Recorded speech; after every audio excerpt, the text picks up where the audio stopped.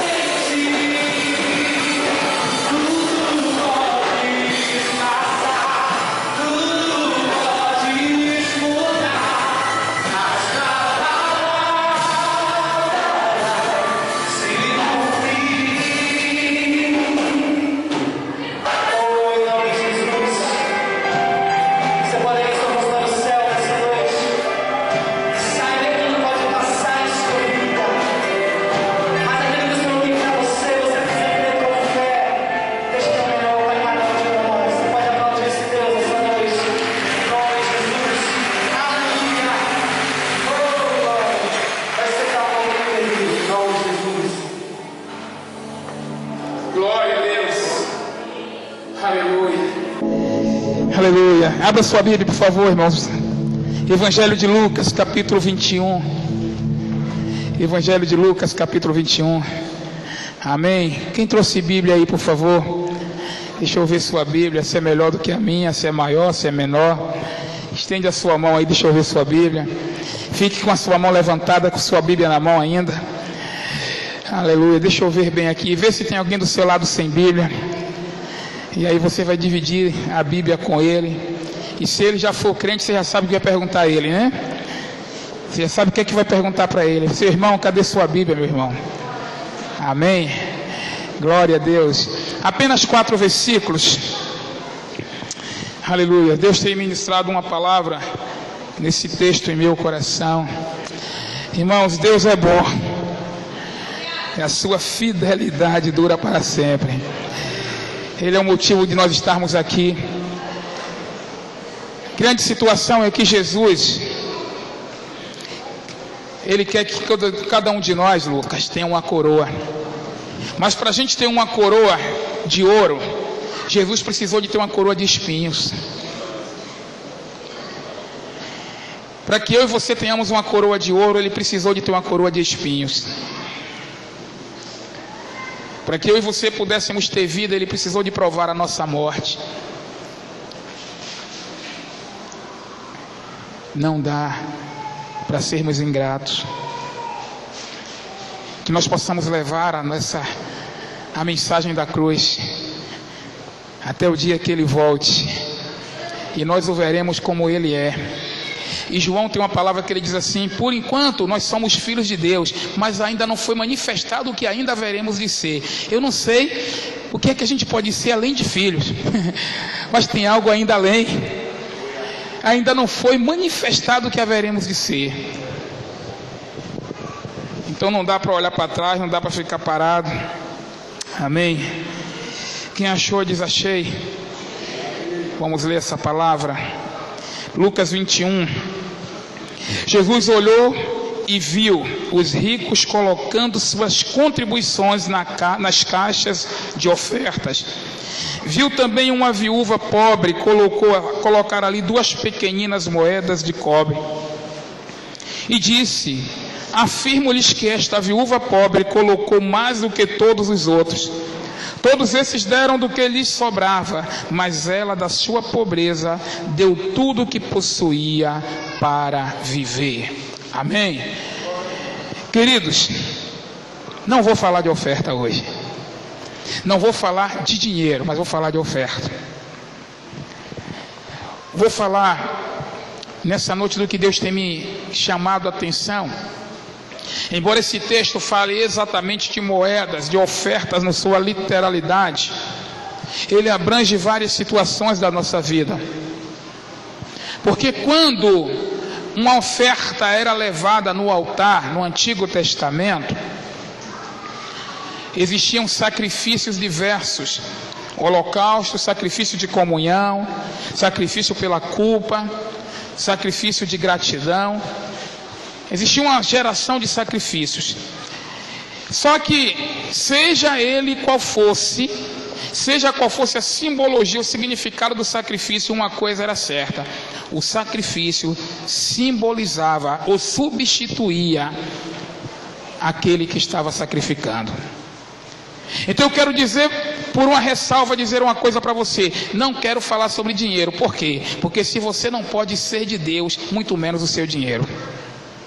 Você entende o que eu estou dizendo? Não adianta falar de dinheiro, de entregar algo a Deus, se eu não consigo entregar a Deus a mim mesmo e o meu próprio coração.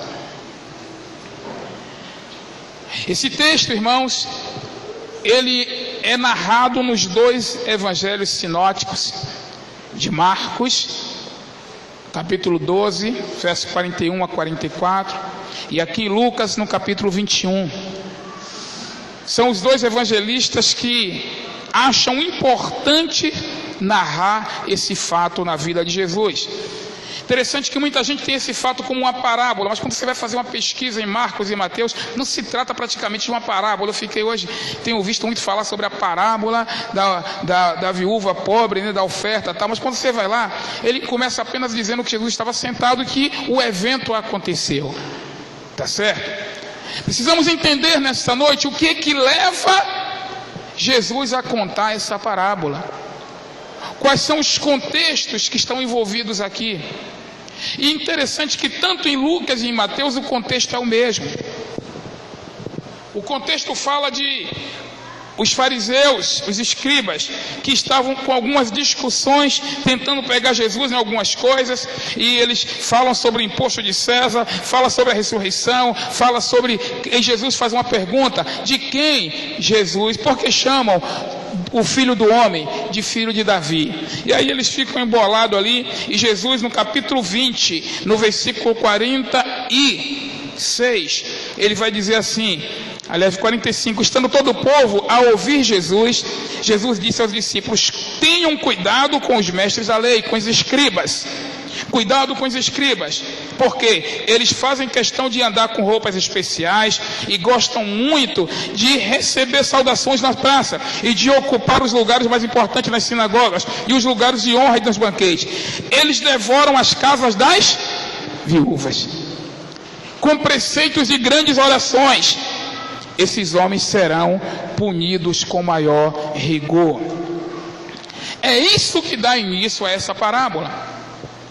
Porque o rigor não é para aqueles que não conhecem a lei, não é para aqueles que não conhecem a palavra, mas principalmente para aqueles que já as conhecem e fazem questão de descumpri-las.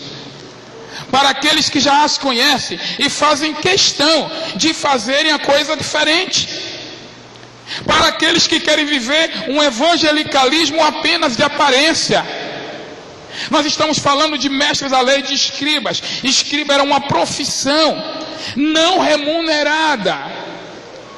Os escribas, diferente dos sacerdotes, os sacerdotes vinham de uma linhagem, tá certo? Sacerdote era filho de sacerdote, neto de sacerdote, mas os escribas não, eram homens letrados, homens que estudavam a Bíblia, o Antigo Testamento, que escreviam, transliteravam, eles traduziam a Bíblia. Eram pessoas que conheciam a lei. E Jesus está no meio desse povo. Eles tinham muito conhecimento, mas não tinham o conhecimento profundo dado por Deus. Poderíamos dizer, se você olha no capítulo anterior, no capítulo 20, Jesus vai dizer para esses mesmos homens que eles estavam errando, não conhecendo verdadeiramente as Escrituras, a profundidade das Escrituras e nem o poder de Deus.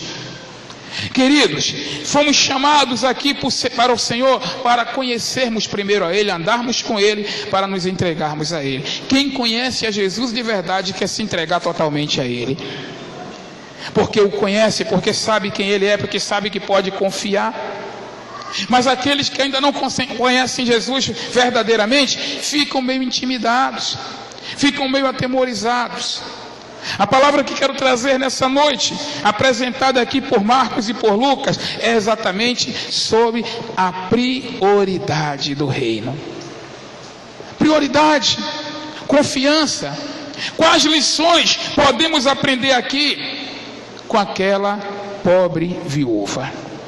Que lições ela tem para nós? A Bíblia diz na história aqui, os dois evangelistas contam a mesma coisa. A única diferença que há é que Marcos vai dar uma ênfase aqui, que Jesus estava sentado em frente ao lugar onde havia, o texto lá no grego é exatamente gasofilácio ou gasofilakion, onde tinha os lugares onde entregava as ofertas, e Jesus estava ali. E Marcos vai dizer que o povo ia entregar a oferta, e vai dizer que havia muitos ricos entregando. Marcos coloca a palavra, um advérbio aqui, muitos. Lucas não se preocupa em colocar muitos. Lucas diz assim, e Jesus observou os ricos colocando oferta. Dentre esses ricos estão os escribas e fariseus, que tinham posses, que tinham dinheiro, que tinham respeito do povo. E Jesus está observando. Porque, irmãos, a primeira lição que eu quero entender aqui é o seguinte: eu não sei quantas pessoas tem aqui hoje, nessa noite. Eu poderia dizer que nessa noite aqui temos praticamente mais de 150, quase 200 pessoas. Mas Jesus olha para cada um de nós, especialmente e individualmente. Jesus sabe quem nessa noite está aqui para cultuá-lo realmente, ou quem veio simplesmente para assistir, ou quem veio porque não tinha outro lugar para ir. Jesus está observando. E estive fazendo algumas pesquisas quando eu olho esse texto. O texto que Lucas utiliza aqui é que Jesus, ele usa uma palavra muito forte para falar dessa questão de Jesus. Ele vai dizer que naquele momento Jesus estava percebendo. Ele vai usar um termo aqui chamado anablepo, ou seja, Jesus não estava apenas olhando, ele estava olhando com interesse, com percepção. Não foi uma visão, Jesus não viu sem querer. Eu estava ali e vi isso. Jesus prestou atenção. É isso que o termo quer dizer no grego mais forte. Ele prestou atenção àqueles que entregavam as suas ofertas. Mas eu não estou falando apenas que Jesus presta atenção enquanto você traz sendos. Não. Jesus presta atenção na sua oferta de culto, de adoração. Ele sabe quem se dedica totalmente a Ele, quem se entrega totalmente a Ele em adoração. E Ele sabe aqueles que se entregam apenas por aparência, como faziam os fariseus, como faziam os essênios, ou os saduceus, os escribas. Em tantas pessoas que estão aqui, ou que estão em outras igrejas nesse momento, Ele sabe receber a adoração individual de cada um de nós. Ele sabe quando essa palavra está tocando no meu coração e no seu coração, mas Ele sabe também daquele que está dizendo que hora vai terminar isso. Ele sabe dos nossos pensamentos, Ele está observando. Mas glória a Deus, que na observação de Jesus, nem tudo que Ele observa que acontece é ruim. Eu quero que você entenda uma coisa, a segunda lição que eu vejo aqui nessa noite. Em meio à multidão, sempre haverá pelo menos um adorador de verdade. E eu quero ser esse adorador. Em meio à multidão que se ufana, em meio à multidão que aparece, em meio à multidão que quer mostrar algo, sempre haverá um coração contrito a Deus. E a Bíblia diz lá, o salmista Davi, depois de passar a experiência de queda, de soerguimento, depois dele ter caído em um ato de adultério, de homicídio, depois dele ter padecido as consequências da sua queda, ele volta e diz: Senhor, cria em mim um coração novo, renova em mim um espírito reto, torna a dar-me a alegria da tua salvação. E ele vai dizer o seguinte no final: porque um coração quebrantado e contrito Deus nunca rejeita. Amém? Um coração quebrantado e contrito Deus nunca rejeita. E Deus sabe quem nessa noite está aqui de coração quebrantado e contrito. Segunda coisa, irmãos, terceira coisa que a gente observa nessa lição dessa senhora, é que Jesus não estava observando a quantidade dos valores. Jesus não estava observando a quantidade. Ele observa o seu coração. Muitos ricos colocavam ali, e Jesus disse que eles colocavam muito, mas colocava do que lhes sobrava. Infelizmente eu tenho que dizer uma coisa para vocês. Nós cristãos do século 21, irmão Marcos, pastor Valmar, irmã Rose, Roque, nós cristãos do século 21, até gostamos de dar algo a Deus, ou de entregar algo a Deus, quando sobrar. Infelizmente nós aprendemos que Deus tem que viver das nossas sobras. Mas a minha sobra é maior do que o tempo que fulano tem. Jesus não quer saber se o seu tempo é maior, se o seu dinheiro é maior, se a sua casa é maior. Ele quer saber que você tem que ter prioridade. Não importa o que você tem que entregar para Deus, pode ser menor do jeito que for, mas que seja com coração contrito, com prioridade. Com prioridade, irmãos. Deus é fiel. E Deus, Ele não precisa de nada nosso. Ele só quer que nós sejamos fiéis em reconhecer a benignidade dEle, a bondade dEle, a sustentabilidade dEle em nossa vida, a proteção dEle em nossa vida. Muitos de nós temos até dado a Deus, quando sobra, um pouco do nosso canto, um pouco da nossa voz, um pouco do nosso tempo.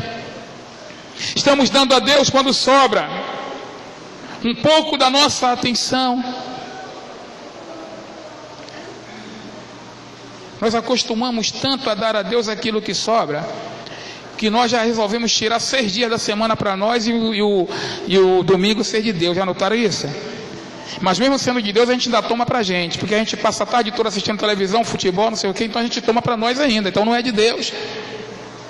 Está conseguindo entender isso? Se é de Deus, então temos que viver para Deus esse dia. Mas não sobra tempo. A maioria de nós não tem tempo para orar porque não sobra tempo. Não tem tempo para ler a palavra porque não sobra tempo. Nós não temos tempo, irmãos, para falar de Jesus às pessoas porque não sobra tempo. E eu quero dizer para você que mesmo se sobrasse, Deus não quer. Deus, olha para o seu irmão e diz assim: Deus não quer nada que sobre de você. Deus não quer nada que sobre. Deus, Ele se entregou completamente. E a igreja do Senhor é desafiada a confiar nisso. Irmãos, o que me chama a atenção nesse texto é que a Bíblia diz que aqueles homens eram ricos, eram muito ricos, e eles depositavam. Imagine a pompa daqueles homens chegando lá, né? Que pompa, né? Botou lá, pá. O termo balontes vai dizer o seguinte, que eles levavam suas sacolas de dinheiro. O grego lá diz que eram sacolas. Não é que eles levavam, a mulher não tinha nem sacola para botar, 2 moedinhas. Mas os homens depositavam lá sacolas na oferta. E Jesus olhando de cá. E eles pensavam que Jesus ia bater no ombro e dizer assim: ah, se depender desse aqui, o templo nunca vai passar necessidade. Não, irmãos. Jesus estava olhando. E no meio daquela cena, uma pobre viúva, diga, pobre viúva, ou a Bíblia diz assim, viúva pobre. Sabe por quê? Jesus faz questão, e os apóstolos e os evangelistas, de identificar isso com a viúva pobre. Primeiro que se você estudar a questão das viúvas na Bíblia, você vai entender que viúva só tinha condição se ela ainda tivesse filhos para sustentá-la. Provavelmente essa viúva aqui era sozinha. Era uma viúva que já não tinha filhos e o marido também já havia morrido, claro, por isso que era viúva. Tá certo? E o que acontece? Aquela mulher, ela tem 2 leptos, ou 2, podíamos dizer para os nossos dias hoje mais aproximados, eram as 2 moedas menores das moedas romanas. Eram 2 moedas que não dava praticamente para quase nada, talvez para ela tentar comprar um pedaço de pão para fazer a refeição daquele dia.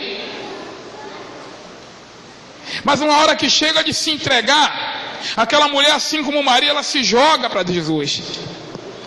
Ela se joga para Jesus. Aquela mulher, ela tinha tanta confiança e conhecia o Deus dela, que ela não tem vergonha de ir levar a sua oferta no meio dos ricaços. Ela não tem vergonha do dinheirinho que ela tinha. Porque tem crente que tem assim: eu não vou lá levar esse negocinho, né? Não é assim? Mas se esse negocinho é tudo que você tem, é o máximo para Deus. Ah, porque eu com essa voz assim, porque assim, é o que Deus quer de você. É o se entregar o tudo. E aquela mulher vai lá, no meio daqueles homens que derramam saquetés de dinheiro, ela vai com suas 2 moedas. Podiam ser assemelhados a centavos hoje na nossa moeda brasileira. Ela vai lá, entrega a sua oferta sem medo. E o que me chama a atenção é que a palavra pobre, a palavra viúva é queira. E o texto usa 2 palavras aqui para pobre, para viúva, para pobre, né? Para viúva é queira. E a Bíblia diz que aquela viúva, em primeiro lugar, ela é chamada de penicla. Era uma mulher pobre, uma mulher necessitada. Ela vai lá e coloca a sua oferta. Agora eu pergunto: os necessitados de hoje querem arranjar uma condição de explorar Deus. Sabia disso? Aquela mulher era necessitada, em meio à sua necessidade, ela quer entregar a sua necessidade para Deus.